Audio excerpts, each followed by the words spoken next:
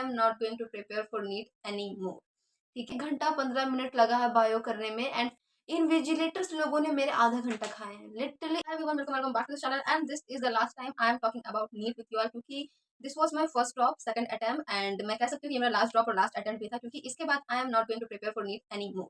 ठीक है, तो फर्स्ट ऑफ ऑल मैं बताती हूँ मुझे कौन सा मिला था, तो तुम यहाँ से देख लो कि मैं कैमरा पीछे नहीं कर रही, तो तुम्हें दिख रहा होगा कि मुझे 13 कोड का मिला था पेपर। ओके, एंड नाउ जो बच्चे भी पूरे हल्ला मचा के रखा है सोशल मीडिया पर, इंस्टाग्राम देख लो, यूट्यूब देख लो, मैं जहां भी खोल रही हूँ भाई सब इजी पेपर आया था, इजी पेपर आया था, मैंने तो इतना कर लिया उतना कर लिया। भाई तुम्हें इजी कैसे लगा पेपर? हाँ ठीक है, हार्ड नहीं था, कंपेरेटिवली 2025 हार्ड नहीं था।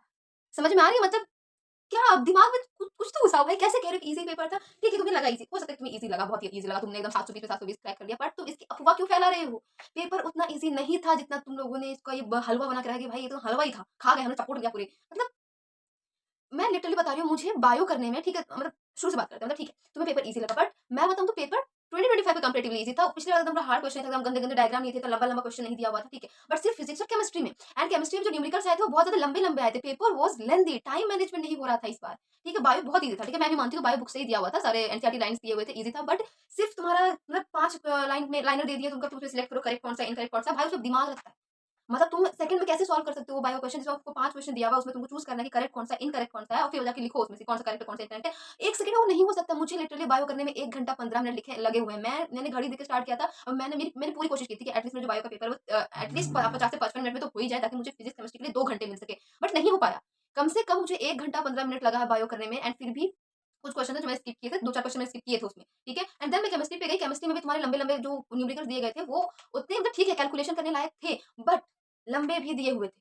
ठीक है ना, कुछ क्वेश्चन डायरेक्टली भी थे जैसे इनऑर्गेनिक का, तो मैं इनऑर्गेनिक से पढ़ के नहीं गई थी, लिटिल मैं इनऑर्गेनिक से नहीं पढ़ के गई थी, मैं रिवाइज ही नहीं किया था मैंने, तो उसमें मुझे बहुत प्रॉब्लम आई। ऑर्गेनिक ठीक था, तुम्हारा वो क्या कहते हैं उसको, ऑर्गेनिक के वो फिज़ा अरे यार क्या बोलते हैं उसको, प्रैक्टिकल प्रैक्टिकल ऑर्गेनिक केमिस्ट्री से क्वेश्चन आया था, मैंने प्रैक्टिकल ऑर्गेनिक केमिस्ट्री भी नहीं पढ़ी थी, तो वहाँ पे भी मैं लुट गई। एंड देन जो फिजिकल के न्यूमेरिकल्स थे, भाई न्यूमेरिकल्स मेरी समझ में नहीं आ रहे थे, एंड जब मैंने घर आके सॉल्यूशन चेक किया तो लंबे-लंबे न्यूमेरिकल्स थे। मतलब मैंने एक्सपेक्ट नहीं किया था कि अगर वो न्यूमेरिकल देंगे तो इतने लंबे देंगे। अब तुम देखो एक क्वेश्चन था, मैं तुम्हें बताती हूँ। मैं क्वेश्चन नंबर तुम्हें बता रही हूँ, मेरा कोड 13 है बाय द वे, ठीक है? जिसका भी कोड 13 है तुम उसको मिला सकते हो। तो जो क्वेश्चन नंबर है 51 जो क्वेश्चन नंबर है उसमें तुमको यू दिया हुआ है, इंटरनल एनर्जी और एंट्रोपी दी हुई है, ठीक है? तो इसका आंसर तुम्हें कैसे करना होगा? पहले तुम्हें यू का फॉर्मूला लगाना होगा, delta H equal to delta U plus NGRT, उससे करके तुम्हारा कुछ-कुछ निकलेगा। फिर उसके बाद तुम्हें डेल्टा एस निकालना होगा कुछ-कुछ करके। उसके बाद जाके तुम्हारा आंसर आएगा कि हाँ जी, ऐसा था। मतलब आप लिटरली आपके दिमाग में ऐसा आ रहा था कि एग्जाम में बैठ के हम इतने लंबे लंबे सॉल्व करें। एक तो 720 मार्क्स का पेपर देते हैं, 180 क्वेश्चंस तुम्हें 3 घंटे में सिर्फ करना है, उसमें भी इन्विजिलेटर्स लोगों ने मेरे आधा घंटा खाए हैं, लिटरली इन्विजिलेटर्स ने मेरे आधे घंटे खाए हैं। मैं लिख रही थी, ठीक है, मैं बायोलॉजी क्वेश्चन कर रही हूँ, बायोलॉजी क्वेश्चन करते करते आगे बीच में कि तुम्हें पहले ओएमआर भरनी अरे एक तो तुम्हें जब ओएमआर हमें से भरवाना होता है तो आप पेपर 15-20 मिनट पहले क्यों नहीं देते हैं? एग्जाम स्टार्ट होने वाला है, ठीक है, पेपर सबको बांट दे, कह रहे हैं बंद करके बैठो, कोई नहीं खोलेगा उसको। आई मीन आपको जो पता है कि हमें ओएमआर फिल करना है, उसमें टाइम लगता है फिल करने में, उसमें कोई गलती नहीं होनी चाहिए, तो पहले ही पेपर देना चाहिए। एटलीस्ट तुम 15 मिनट पहले पेपर दे दो कि 15 मिनट में हम ओएमआर अपना फिल कर ले, उसके बाद में जो बकचोदी करनी कर लेना, बट नहीं। वो तुम्हें पेपर देंगे, पेपर लेके तुम बैठे रहो, कुछ मत करो, बस बैठे रहो। क्वेश्चन खोल के देखने भी नहीं देते कि कैसा क्वेश्चन आया, ईज़ी आया, कौन सा पहले करना है, कौन सा नहीं करना है, वो भी तुम्हें देखने नहीं देंगे। एंड उसके बाद 10 मिनट जो बचा हुआ रहेगा तब तुम पेपर खोलो और ओएमआर भरना स्टार्ट करो। अब ओएमआर भरते-भरते टाइम निकल जाता है, अब उसके बाद मैं पेपर करने बैठी हूँ, ठीक है? तो ओएमआर जिस तरह मैंने भर लिया था 10 मिनट में, मैं पेपर करने बैठी हूँ, बीच में आ रहा है फिंगर दो, यहाँ फिंगर दो, वहाँ फिंगर दो, फिर फोटो लगाओ, ये लगाओ, वो लगाओ। एंड मैंने टीचर को बोला भी कि मैम 2 मिनट बस वेट कीजिए, मैं लिख रही she literally shouted at me. मतलब चिल्लाने लगी मेरे पे कि भाई कि हमारे पास इतना टाइम नहीं है, हमें और भी बच्चों को देखना है, हम 2 मिनट नहीं रुकेंगे। मतलब पेपर मैं दे रही हूँ कि आप दे रही हैं। आपको पूरे 3 घंटे से खड़े रहना, आपका यही काम है कि आप सारे बच्चों के पास जाएँ, उनका फोटो चिपकाएँ, फिंगर का फिंगरप्रिंट लें, व्हाटएवर आपका यही काम है। मुझे उस बीच में क्वेश्चन भी सॉल्व करना है, मैंने 1 ड्रॉप लिया हुआ है, कितने बच्चों ने 2-3 ड्रॉप लिए हुए हैं, उनको स्ट्रेस अलग से हो रहा है, टेंशन अलग से हो रहा है, उस बीच में आ रही है कि भाई ये लो फोटो लगवाओ, अपना फिंगरप्रिंट दे दो, ये कर दो। आई मीन क्या है ये? क्या है? मुझे नहीं समझ में आ रहा है क्या है ये सब? मतलब और लिटरली मैं सच बता रही हूँ, I am not blaming anyone कि हाँ भाई मेरा नहीं होने वाला है, इसमें ब्लेम पे ब्लेम दिए जा रहे हैं। ठीक है, मेरी भी गलती थी, मैंने भी बहुत सारी चीज़ें नहीं पढ़ी हुई थी। ठीक है, तो अगर मैंने जो चीज़ मैंने छोड़ के रखी थी, अगर आप मुझे अच्छे से टाइम देते तो at least I have scored a good decent marks. ठीक है, मेरा क्रैक तब भी नहीं होता। ओके, तब भी नहीं होता, मैं मान रही हूँ ये बात। बट एटलीस्ट मैं 500 प्लस स्कोर कर सकती थी, 550 स्कोर कर सकती थी। मैं शायद मुझे बीडीएस मिल जाता, बट नहीं, मेरा लिटरली आधा घंटा वेस्ट किया इन्विजिलेटर्स लोगों ने। और उसके बाद मैं फिजिक्स के क्वेश्चन पे गई। मुझे फिजिक्स के क्वेश्चन के लिए सिर्फ और सिर्फ 35 से 40 मिनट का समय मिला। लिटरली सिर्फ 35 से 40 मिनट का मुझे टाइम मिला। एंड उस बीच में भी पता नहीं कैसे-कैसे न्यूमेरिकल दिए हुए थे इन लोगों ने। न्यूमेरिकल्स में क वेव्स मैंने छोड़ रखा था, एसएसएम छोड़ रखा था। एसएसटीम और वेव्स के क्वेश्चन दिए हुए हैं सारे, पिछले साल के क्वेश्चन नहीं आया था उन दोनों से।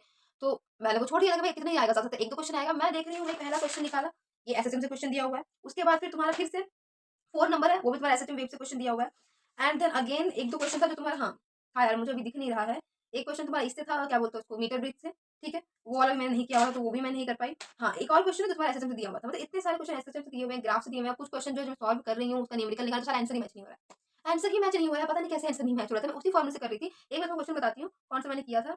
मेरा आंसर मैच नहीं हुआ था। जैसे तुम्हारा करंट निकालना था और फिर हाँ, करंट निकालना था और तुम्हारा वो मैग्नेटिक मोमेंट निकालना था। करंट में निकल गया, मैग्नेटिक मोमेंट का मैं फॉर्मूला लगा रही हूँ, मेरा आंसर ही नहीं आ रहा है, आंसर नहीं आ रहा है, भाई साहब समझ ही नहीं आ रहा। तो मैंने एक बार निकाल लिया, एक बार मैं नहीं निकाल पाई, इस वजह से मेरा पूरा क्वेश्चन छूट गया। तो ऊपर से मुझे इतना टाइम भी नहीं मिला था। हाँ, यहाँ पे एक और क्वेश्चन दिया हुआ है हार्मोनिक वेव करके, उससे रिवर्स 3-4 क्वेश्चन दिए थे इन लोगों ने वेव से, ठीक है? एंड मैंने एक्सपेक्ट नहीं किया था कि ये लोग 3-4 क्वेश्चन दे देंगे, कुछ-कुछ ईज़ी था। तो वो जैसे maths the following equal to दे रखा था, वो कर लिया। एंड मतलब लिटरली मतलब मैं शायद मैं अभी कह भी सकती हूँ कि ठीक है, मैं फिजिक्स कर भी लेती, कुछ क्वेश्चन 10-20 क्वेश्चन मैं कर भी लेती, बट मेरा टाइम मैनेज नहीं हुआ। टाइम मैनेज ही नहीं हुआ है एंड पता नहीं लोगों का कैसे कह रहे हैं कि भाई हमारे 720 आएँगे, 700 ये आएँगे। तुम्हारा पेपर कैसे कंप्लीट हो गया? मुझे तो ये समझ में नहीं आ रहा है। ठीक है, होते हैं बहुत ओवरली टैलेंटेड गॉड गिफ्टेड बच्चे होते हैं इस दुनिया में, होंगे कुछ तो 4-5 होंगे। सबको ही एक ही बात कह रहे हैं ईज़ी था। ठीक है, आपको ईज़ी लगा तो हमें क्यों डम्ब फील करवा रहे हो कि हम ही ये हैं, हम ही मतलब सी हैं कि हमें समझ में नहीं आया पेपर कैसा है, हमसे ही नहीं बना। ऐसे भी बच्चे हैं जिनसे पेपर नहीं बना, इसलिए नहीं बना क्योंकि उन्हें आता नहीं था, इसलिए नहीं बना क्योंकि उनके पास टाइम नहीं था। एंड ये बात समझनी चाहिए। यू शुड अंडरस्टैंड दिस कि बहुत सारे बच्चे जिनको टाइम मैनेजमेंट नहीं हो पाया, इसलिए उनका पेपर छूट गया। एक तो हलवा मतलब पूरा हवा में फैला के रखा है कि पेपर ईज़ी था, उनके पेरेंट्स को अलग फोर्स कर रहे हैं कि भाई तुम पेपर तो ईज़ी आया था, सबको तो ईज़ी लगा, तुम्हारा कुछ नहीं हुआ, तुमने ही नहीं पढ़ा था, तुमने ही कुछ नहीं किया था। क्या कहूँ मैं? आई मीन व्हाट टू से? मुझसे मेरे घर में भी यही हाल है। एवरीवन इज़ लाइक कि भाई पेपर तो ईज़ी आया था, हमने तो सुना है 4-5 बच्चे बोलते हैं पेपर ये तुम्हारा तो निकल जाना चाहिए, अब तो निकल जाएगा। नहीं निकल रहा है, मैं क्या करूँ? नहीं मैं क्या करूँ? मुझे मुझे भी नहीं समझ में आ रहा है कि निकलेगा कि नहीं निकलेगा, मुझे क्लियर नहीं है, बट एटलीस्ट मैं एक अंदर से इतना निकलने वाला हूँ, अंदर से लगेगा कि हाँ, हाँ, हो सकता है, बट मुझे वो फीलिंग नहीं आ रही है। एंड ऑब्वियसली अब मतलब अगर मेरा बीडीएस के अमाउंट भी स्कोर आ जाता है, मैं बिल्कुल भी श्योर नहीं हूँ कि आएगा कि नहीं आएगा, मुझे लगता है कि नहीं आएगा, बट अगर आ जाएगा तो आई विल चूज़ दैट और नहीं आएगा तो I am living this loop. मैं अब नीट के चक्कर में बिल्कुल भी नहीं फँस रही हूँ, I am not giving NEET anymore. And मेरा एक और एग्ज़ाम है बीएससी नर्सिंग का एग्ज़ाम, एम्स बीएससी नर्सिंग का मैंने फॉर्म फिल अप कर रखा था, I am preparing for that. ठीक है, I always wanted to be a doctor, मैं चाहती थी मैं डॉक्टर बन जाऊँ, मैं मेडिकल फील्ड में जाऊँ, as a doctor Shreya Yadav मुझे बोला जाए, but may be it is not in my destiny, मेरे कुछ और ही किस्मत में लिखा होगा तो ठीक है, आई बिलीव इन। मैं बहुत ज़्यादा ट्रू बिलीवर हूँ इस चीज़ की कि भाई समय से पहले और किस्मत से ज़्यादा तुम्हें कभी कुछ नहीं मिलता, तो ओके, अगर डॉक्टर बनना मेरी किस्मत में नहीं है तो नहीं बनूँगी मैं, दैट्स इट। अब मुझे लूप में नहीं फँसना, मैं अपने 3-4 साल इस एग्ज़ाम के लिए वेस्ट नहीं कर सकती हूँ। I will go for another course, I will do another thing and हो सकता है कि मैं उसमें कुछ अच्छा अचीव कर लूँ, उससे मेरी लाइफ़ कुछ अच्छी हो जाए एंड हो सकता है वही मेरे लिए लिखा हुआ हो and I will get success in that field only, तो ठीक है। I am giving up on NEET and that's my last video about NEET. इससे आगे मैं नीट के लिए कोई वीडियो भी नहीं बनाऊँगी। सो हूएवर सब्सक्राइब्ड मी, मतलब 10 सब्सक्राइबर भी नहीं है मेरे, मैं क्या ही बोल रही हूँ, बट स्टिल जो भी 95 100 जो भी सब्सक्राइबर्स है मेरे एंड ओके, अगर if you are watching me for NEET तो या my NEET journey ends here, यहीं पे मेरी नीट जर्नी खत्म हो जाती है। Now I am preparing for AIIMS BSc nursing and hope अगर you will support me in that. So thanks for watching and जिनका भी पेपर अच्छा नहीं गया है डोंट वरी, हो सकता है तुम्हारे लिए कुछ और बना हुआ हो, चीज़ें खराब हो जाती है, तुमने बहुत ही मेहनत की होगी, आई बिलीव यू बहुत ही मेहनत की होगी उस चीज़ के लिए एंड हो सकता है तुम्हें नहीं मिल रहा हो, डोंट वरी अबाउट इट। ये नहीं कि भाई उल्टा-पुल्टा दिमाग में चल रहा है सुसाइड करने का, नो, डोंट। वो लाइफ तुम्हें एक ही लाइफ मिली है ज़िंदगी में एंड ठीक है, एक ही बार तुम्हें जीना है, just live it with fullest. नहीं हुआ, नहीं हुआ, दैट खत्म करो उस बात को। डू अनदर थिंग, बहुत सारी चीज़ें लाइफ में करने को वो स्टार्ट कर दो एंड अगर तुम्हें फिर से नीट देना ही है तो okay, you go for it, that's your choice and पर खुशी-खुशी जाओ, ठीक है ना? खुशी-खुशी प्रिपेयर करो उसके लिए एंड या so that's it for today's video and thanks for watching.